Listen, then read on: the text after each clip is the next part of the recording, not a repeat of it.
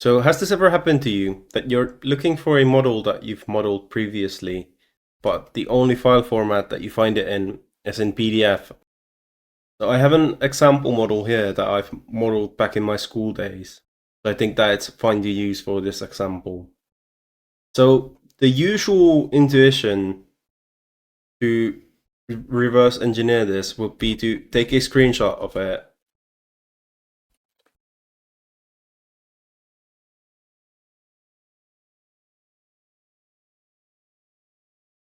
save it to like something like blade.png, and then open it in your CAD program and then start drawing over the reference image. But you don't actually have to do it this way. So did you know that most of the CAD softwares, when you're exporting to PDF, it saves these models as vector images. So you can open them in something like Inkscape and they're editable. So let me open that in Inkscape.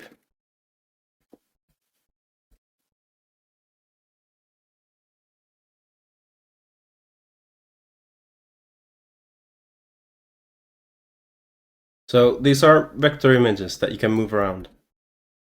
And from Inkscape, you can save these as DXFs, but it saves the whole document.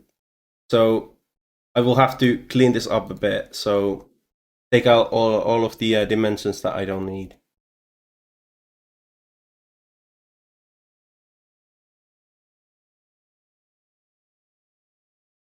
And I think leaving these crosses is fine. But what I will do is I will copy this and make a new document and paste that in.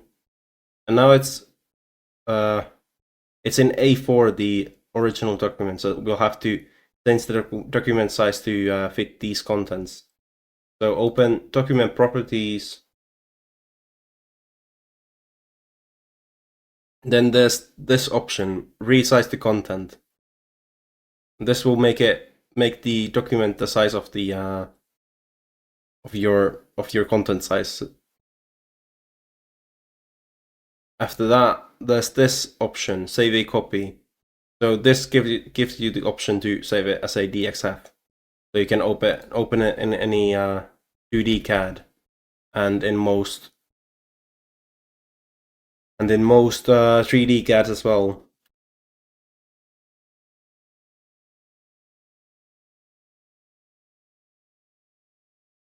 Let me close the Inkscape here.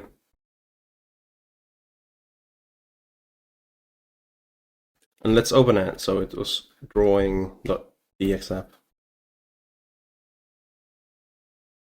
So now it's in DXF. But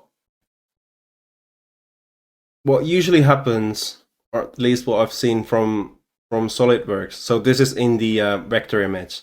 So these circles are actually polylines. So what you might have to do is make a temporary layer where you start drawing the circles. And I like to make another layer so that when I draw the circles over the polylines, I can lock the circles layer, and then just delete everything underneath it. So it just leaves the circle. So you might have to do that, but it's much faster than doing it from a reference image. So thanks for watching, and I think that you'd like these videos next.